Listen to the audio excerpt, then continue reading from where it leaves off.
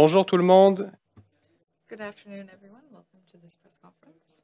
Senator Pierre-Hugues Boisvenu recently tabled Bill S-232, an act to amend the criminal code and to make a consequential amendment to another act, bail and recognizance in cases of domestic violence. Senator Boisvenu is here today with Ms. Martine Jensen, who is a victim of domestic violence, and also the founder and president of La Maison des Guerrières. Also with him is Diane Tremblay, a victim of domestic violence, author and writer. Senator Boisvenu is also virtually accompanied by Mr. Éric Boudreau, the father of a victim of domestic violence, Daphne Boudreau. Also joining us virtually is our members of Parliament, Jacques Gould, and Shadow Cabinet member for Justice, Rob Moore. I'd like to underscore that Ms. Monestes, the director of a women's shelter, was supposed to be present but had to be absent at the request of the Quebec Premier to sit on a committee. With no further ado, I'll give the floor to Senator Boisvenu.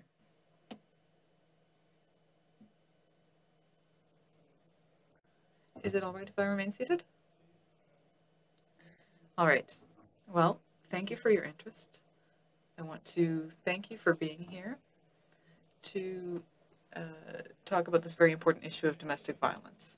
I want to thank the victims, former victims, who helped us work on this project for 2 years.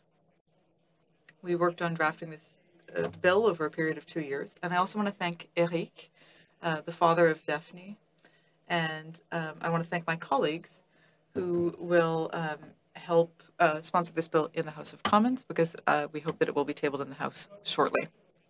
So thank you for your interest in this press conference on Bill S-232. 2 plus 3 plus 2 is 7, which is a lucky number, I would note. It's a bill that I introduced to fight domestic violence. It's entitled An Act to Amend the Criminal Code and to make a consequential amendment to another act, bail and recognizance in cases of domestic violence. First of all, I want to pay tribute to the 7 women who were recently murdered in Quebec and to other women murdered across Canada. And I want to offer my deepest condolences to their families and children. 14 little souls who were robbed of the opportunity to love and cherish their mothers for many years to come. Many of these women paid with their lives because they no longer wanted to submit to their husbands or their violent spouses. They often pay with their lives because our justice system invites them to come forward, but then doesn't protect them adequately when they have the courage to do so. As I said, and as I will continue to say, that courage cost them their lives, and this is unacceptable. That's why I'm tabling this bill that provides measures to better protect women who come forward. It gives the opportunity to judges to impose mandatory wearing of an electronic bracelet for someone awaiting trial, and also when a judge orders an accused to contact a restraining order, which is often called an 810 order. The imposition of this electronic bracelet is something that's already used in Spain and France, and it's been successful. It's a technological tool that would allow for permanent and continuous surveillance of the movements of released defendant in order to be able to detect in advance the cases of violation of the security perimeter, or if the aggressor defies any of his conditions. The victim and the authorities would both be directly alerted, and this very effective technological tool would give victims the chance to escape from their aggressor and would give the police the time to arrest the men. And this could save people's lives. A legal process that we will begin immediately, because the women who come forward to report their attacker are often the most vulnerable, and it is, unfortunately, at this stage that they are victims of homicides. Cela fait près de 20 ans que je suis... I've been working on this bill for a very long time, and I've been working on this issue for almost 20 years, and I understand the realities of women living with domestic violence. Women have talked to me about their experiences and their fears for their children, because they chose to come forward and to try to free themselves from this prison of silence in which they've been trapped for many years. I want to highlight the exemplary work of these women who, despite the burden of domestic violence, have come forward. In order to help them denounce this violence, the justice system must adopt legislation that will guarantee them permanent protection. To achieve this, the bill creates a new domestic violence-specific peace bond that includes new measures to protect them. In addition, this order is longer than the general order, particularly for repeat offenders, so 2 years rather than 1 year. It provides for harsher penalties for refusal, and it requires a judge to consult with the victim of domestic violence if the terms of the order are changed in any way, which all too often happens. This is the first time that a section of the criminal code has been dedicated specifically to domestic violence and the victims of domestic violence. This bill is made possible by many courageous and determined women who decided to speak out and who trusted me to work with them. They have enlightened me in many ways, and they've allowed me to better understand the reality that many women face in order to get out of this prison of silence, to escape their powerlessness, and especially to draw from deep within to no longer be subjugated, violated, and terrified during every second of their existence, as spouses, as mothers, and as women. On behalf of them, I want to thank them, and I want to thank all women who are going through this same tragedy. They, like me, all agree that the abusive men who shared their lives need help. As a responsible society, we can no longer simply suggest that men seek help. Rather, we have a duty to demand that they do so. The lives of innocent victims depend on it. The bill provides the possibility for a judge to obligate an accused to undergo therapy in regarding domestic violence and drug addiction when the judge considers that the therapy can help the accused to reduce his violent behavior for the sole purpose of protecting the victim's life. Actuellement, ces services. Currently, these services are so either unavailable or difficult to receive that by the time these men request them, it's too late. So I'm calling on the provincial governments as well as the federal government to invest directly and quickly in support services for abusive men. In doing so, we will be able to address the root cause of these murders, which are all too often predictable and avoidable. But before this can happen, it's essential that we listen and respond adequately to the main demand of abused women, which is to protect them so that they can stay alive when they decide to come forward. Especially because coming forward is often the trigger that will eventually lead to their deaths. I'm also very aware of the situation of conjugal violence and domestic violence within Indigenous communities. In the coming months, I'd like to pursue my discussions with those communities in order to better understand the issues that they're dealing with specifically. The tragic deaths of Elizabeth Angma, Marlie Edouard, Nancy Roy, Mariam Dallaire, Sylvie Bisson, Nadège Jolicoeur, and Rebecca Harry must not go unnoticed. To all women, whether you are victims of domestic violence or not, this bill is yours now. Help us convince the Canadian Parliament that it is urgent that it be passed.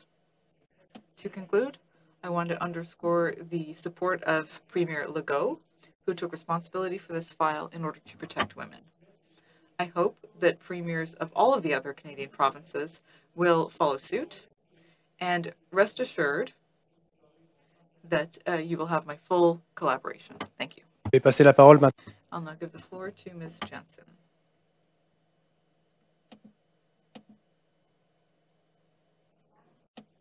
Ladies and gentlemen, I'm speaking today in support of Senator Boisvenu's domestic violence bill tabled in the Senate. A woman is murdered every 2 days. This is our reality in 2021. These women could have been your mothers, your sisters, your own daughters, but today they no longer exist because these men killed them. Killed with an axe, stabbed to death, beaten with a hammer. I myself was found left for dead 25 years ago. This is horrible violence that we've suffered and that thousands of women still suffer. In 25 years, nothing has changed. These abused women contact the police several times, over and over, to protect themselves from their aggressors. But unfortunately, the justice system is so slow to react. Judges often settle these cases with protection orders that are not suitable to the situation that these abused women are living through. As soon as they're released by the courts, the attackers return to their victims with even more violence. The no contact orders, restraining orders, are supposed to protect us, but these men don't respect them. They come back and they prey on their victims again. If Senator Boisvenu's bill had been implemented earlier, it would have saved many lives by making it mandatory for these men to wear electronic bracelets. This is one of the most important measures in the bill.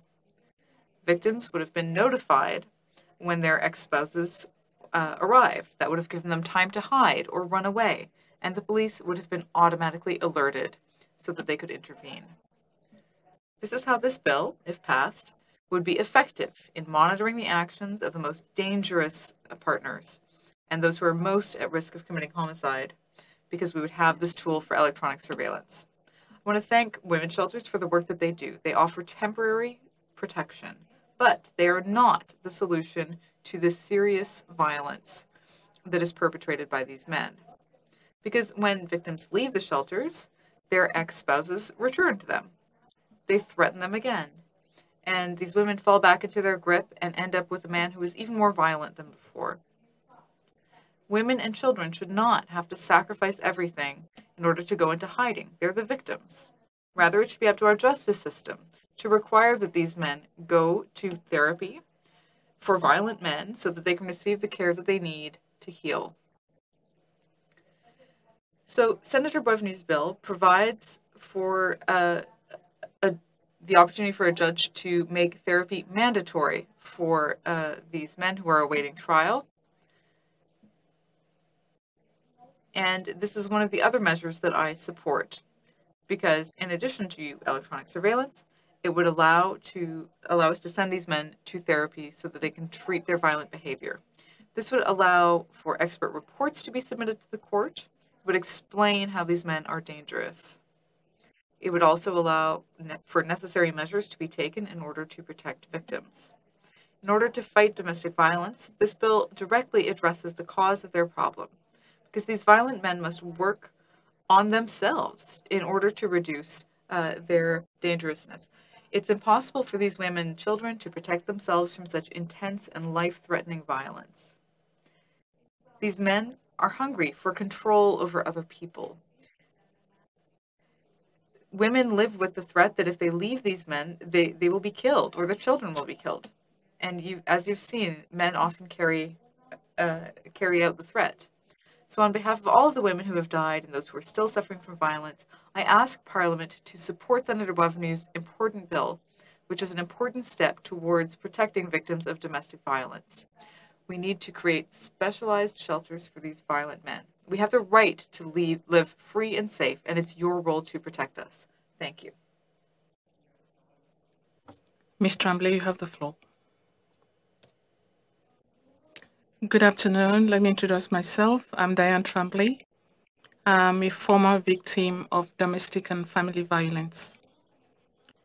I'm here today to give my total support to the bill on domestic violence tabled by Senator Boisvenu, and to propose, which is a significant act of solidarity in favor of the victims, most of whom are women, victims of domestic and family violence. More particularly, I would like to speak up for indigenous women who are overrepresented, and I must say that I'm a descendant of indigenous people. The scope of violence affecting indigenous people can be seen as well in the number of women, Indigenous women and girls who have been killed and are missing in Canada. We, the victims, deserve from the justice system security for ourselves and for our children. This is 2021. How many more victims of domestic violence, how many more women and children have to be killed for you to accept major changes to the existing laws? I myself was a victim of domestic violence. During this difficult time of my life, I experienced sexual assault and murder attempts by my aggressor. He was a repeat offender, and in his folly to kill us, he said,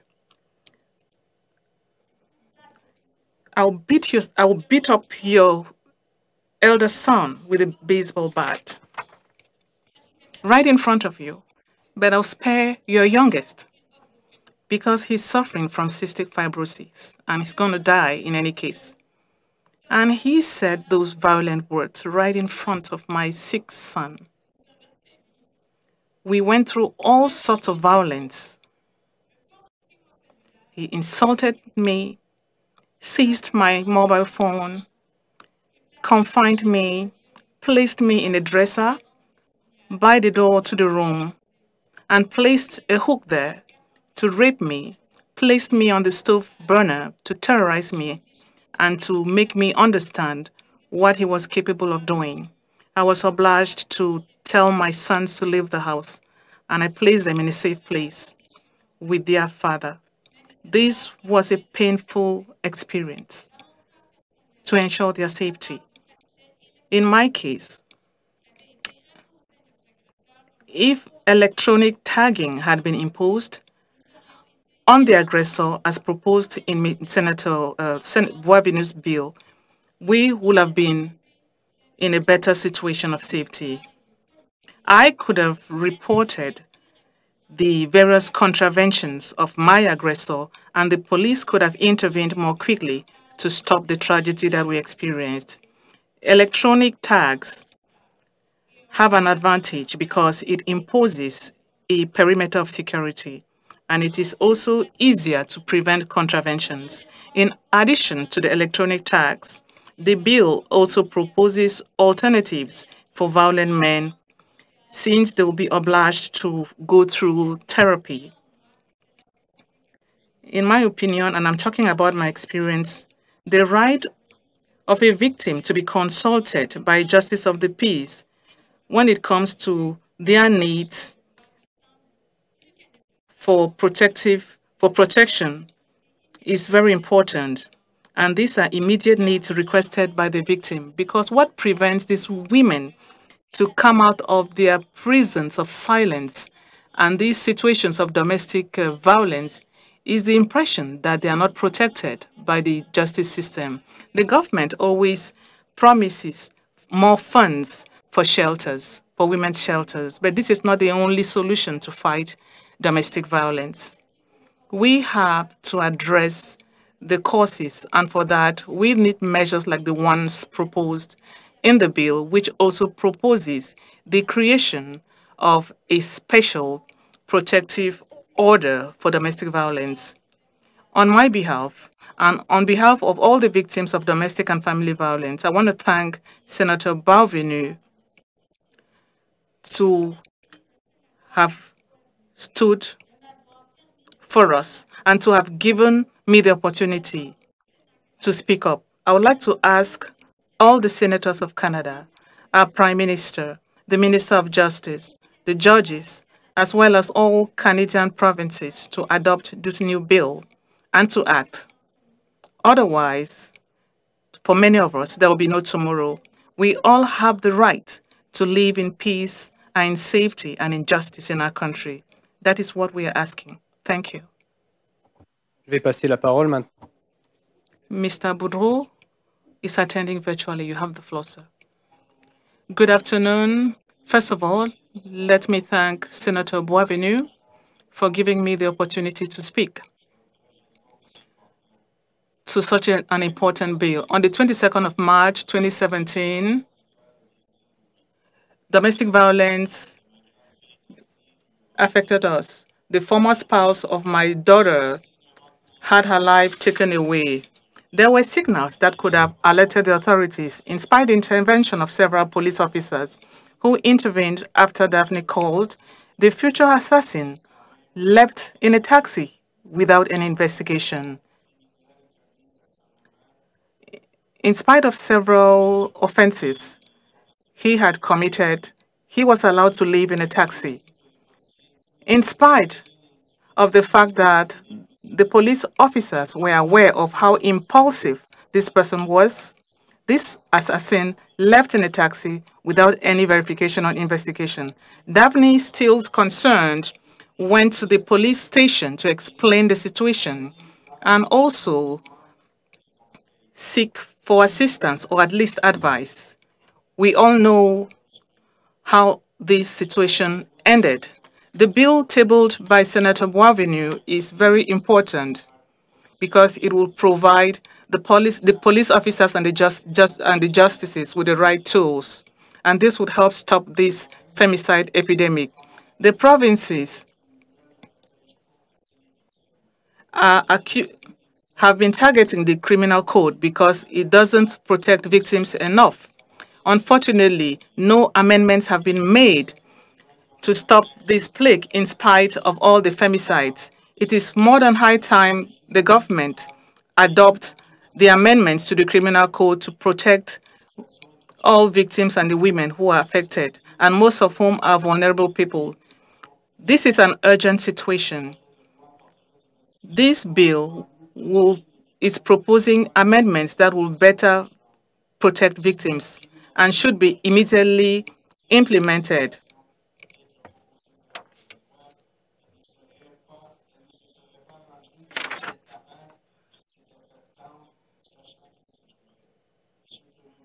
Mr. Prime Minister, you need to quickly adopt this bill tabled by Senator Boisvenu because every day there would be one or several more losses if nothing is done. Thank you. I'll also give the floor to Mr. Jangoud, Honorable Jangoud. Good afternoon to everyone. First of all, let me thank Senator Boisvenu and all those who have contributed to the drafting of this important bill. Very often throughout my life, and it's the case today again, I have witnessed situations that are beyond words. Situations where we cannot assist victims. This bill is very important to me, and that is why I'll take advantage of the privilege I have in the House to support this bill tabled by Senator Boisvenu so that the two chambers could very quickly study the bills and have it adopted by the end of the session if possible. So I will be providing any assistance possible to Senator Boisvenu. And I take it upon myself to convince all MPs in the House from all parties so that we engage in an objective debate to speed up the parliamentary process. What we are seeing in Quebec and in Canada is an emergency. And as lawmakers, we must respond to this emergency, especially when there's clear injustice. We must provide our judges with the tools to protect victims. That is what I have to say. That is what I'll be working on the next few days so that I can table this bill as quickly as possible in the House. Mr. Romo is attending virtually. You have the floor, sir.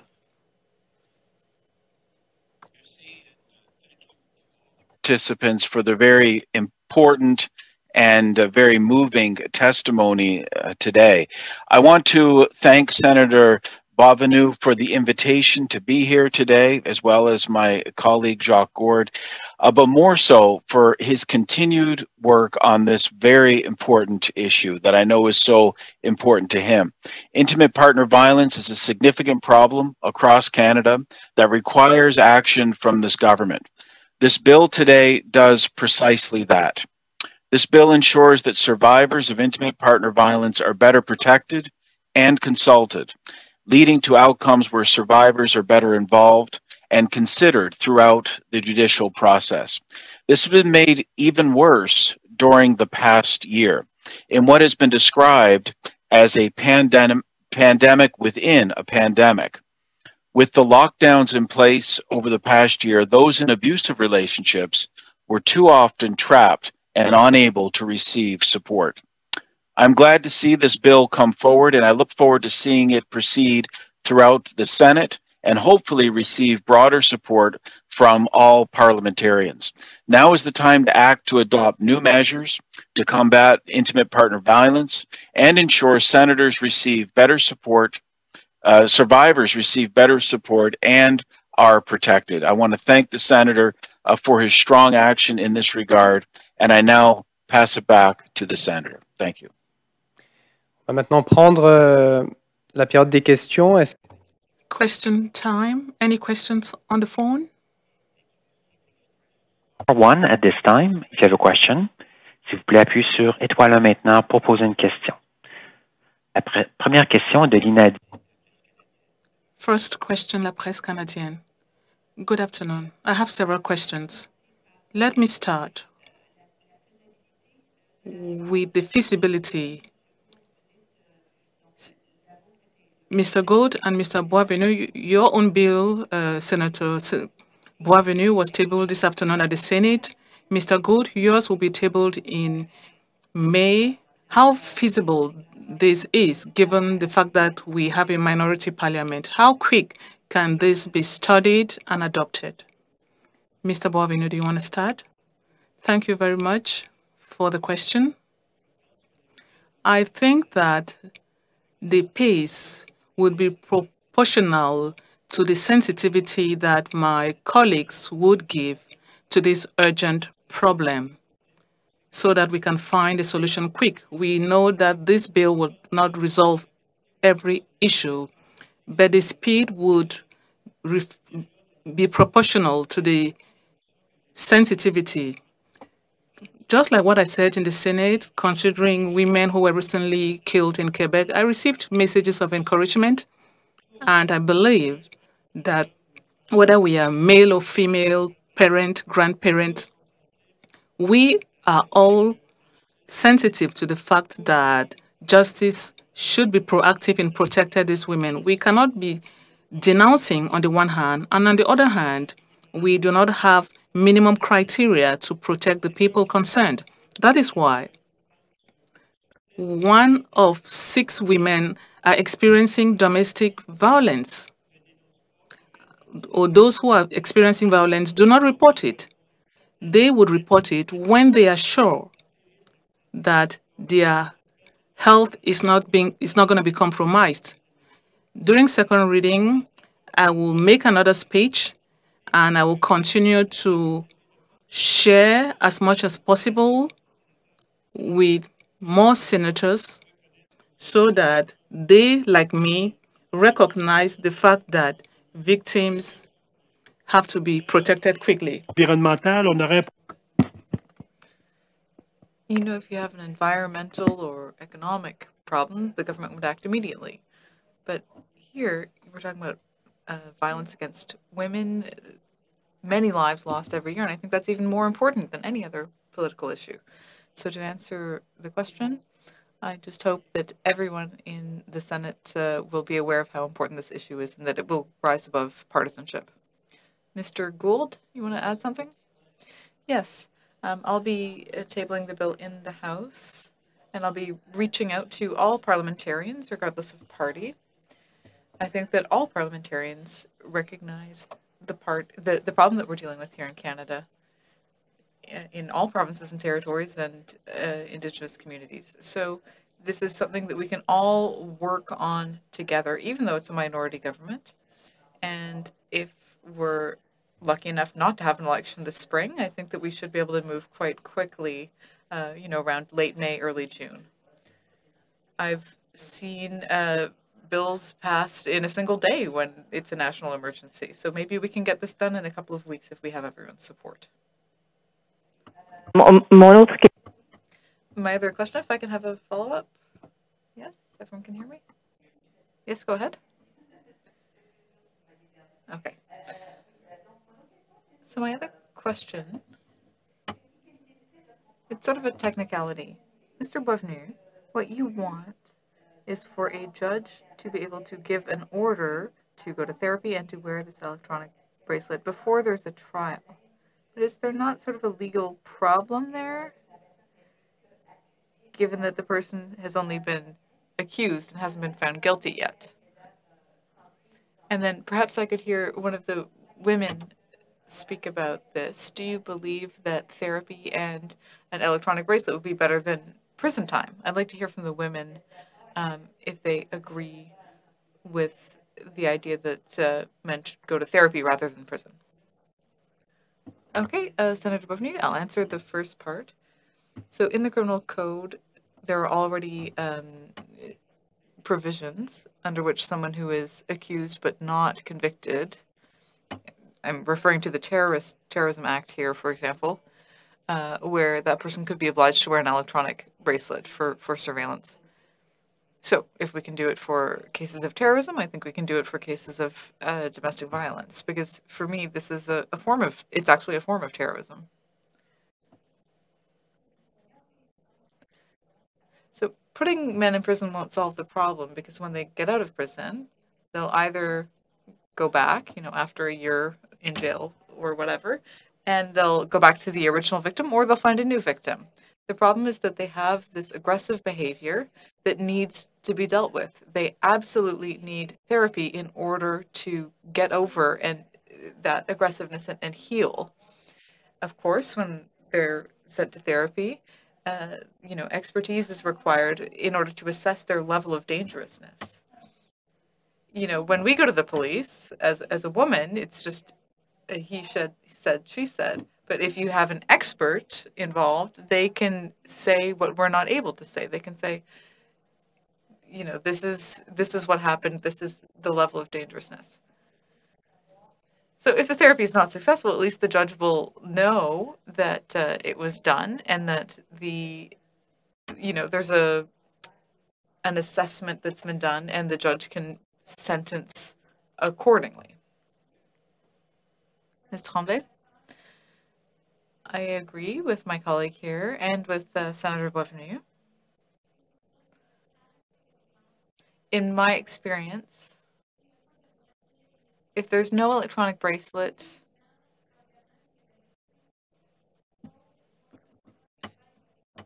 if the victim tries to run away, the attacker will pursue her. I was actually followed all the way to the shelter, and I couldn't even leave the shelter without being accompanied after that. If he had had an electronic bracelet at that time, at least I would feel safe enough to do that. And I would have known that the police could intervene. Because, under the old system, when the police arrived, the man had already left. And the same goes for protecting my children. Sometimes he attacked my oldest son.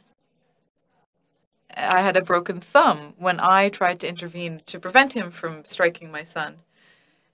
And, I tried to keep him out of the house, but he broke down the door. So if he had had an electronic bracelet,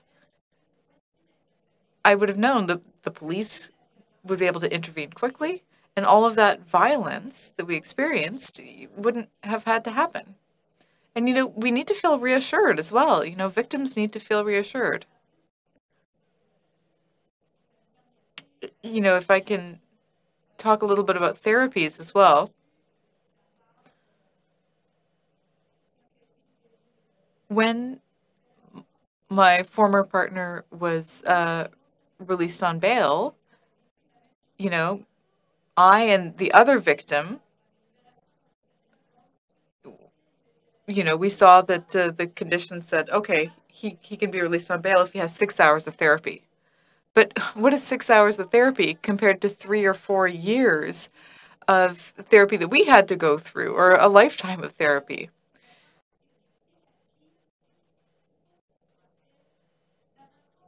So I think that this therapy needs to be done deliberately and systematically, and it needs to be taken seriously. Because it can change the men's lives, but it will certainly change ours.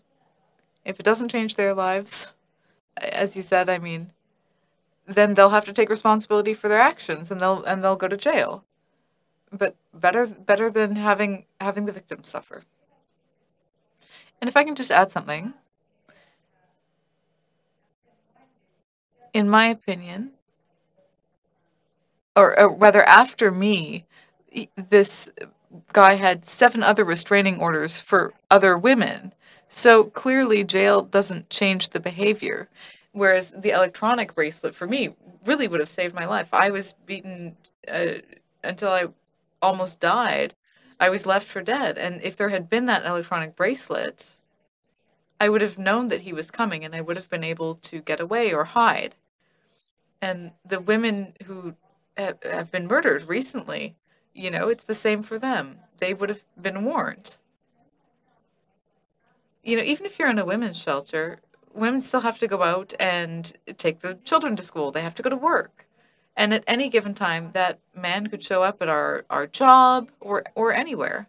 Whereas the electronic bracelet would give us an alert. We could hide at a neighbor's house or at the police station. We could call the police. They could see that the attacker is coming. The problem is that we can't see him coming. So sometimes it's too late, and it's too late to call for help or call the police. Normally you have a 1 kilometer perimeter. So the alarm would sound at the police station, and we would have at least a kilometer, like a heads up to get away. You know, the reason that so many women die is because they don't have that heads up. They don't see them coming. Are there any other questions on the telephone? There are no further questions. Nous n'avons plus de questions. No further questions. All right, this concludes the press conference. Thank you all. Thank you, merci. C'est maintenant terminé.